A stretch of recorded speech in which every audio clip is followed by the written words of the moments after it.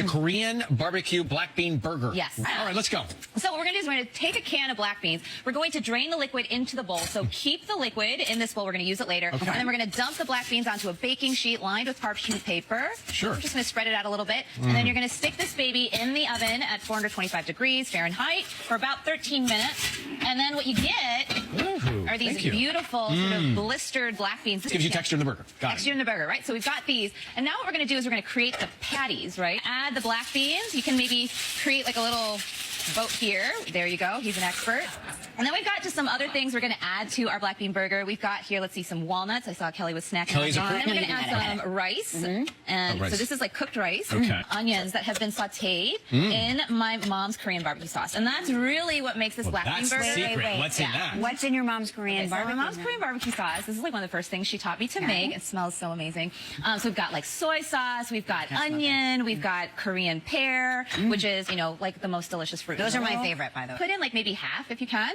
I want to save some to top our burger with later. I love grilled onions. You know, you can add some garlic, and then we're just going to close this up. Please, for us. And we're going to pulse it. So here's the trick with pulsing my black bean burger. You don't want to turn it into a mush. So you're just going to hit the pulse button like 10 times. That's pretty good. Right? Yeah, so we got some texture going here, yeah? Okay. So the perfect burger for me is actually a skinny patty, you know, because again, I don't want like mushy patty. I want texture. So what we're going to do is we're going to score this, or, you know, you can grab as much as you like. Okay. But, like, you can make it into a ball, and then what I do is I kind of like flatten it, right?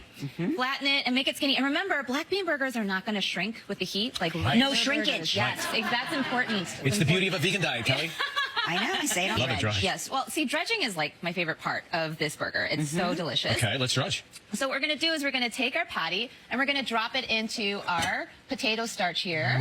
Make sure that the patty is like, it's like falling apart. Yes, Here, it's there we falling go. apart a little. Yeah, and you can use the potato starch to help it like bring it back together a little bit. There you go. That's the way we do it. And then we're going to just kind of dip it into this bean juice. And what does the bean juice provide? So the bean Moisture? juice is like kind of like the glue that helps to keep everything together. And then it also is like the glue that, you know, is going to help the breadcrumbs. Yeah, so then what we're going to do is we're just going to drop it in the breadcrumbs here. And then how long will we put them in the pan? You know what? It takes about 5 minutes, so it's not too long. And you just want to cook a little bit because remember the beans are already cooked. There's no real cooking happening. let's- To add a little bit of brightness and acidity to my burger, so I've got here a really simple slaw of cabbage and carrots. So what we're going to do is we're going to just take a little bit of that. That slaw is divine. I know, and it's so easy to make. I love cheese. So the cheese is actually a vegan cheese, so it's non-dairy. For all of you who are, you know, lactose or you're trying to avoid dairy, this is a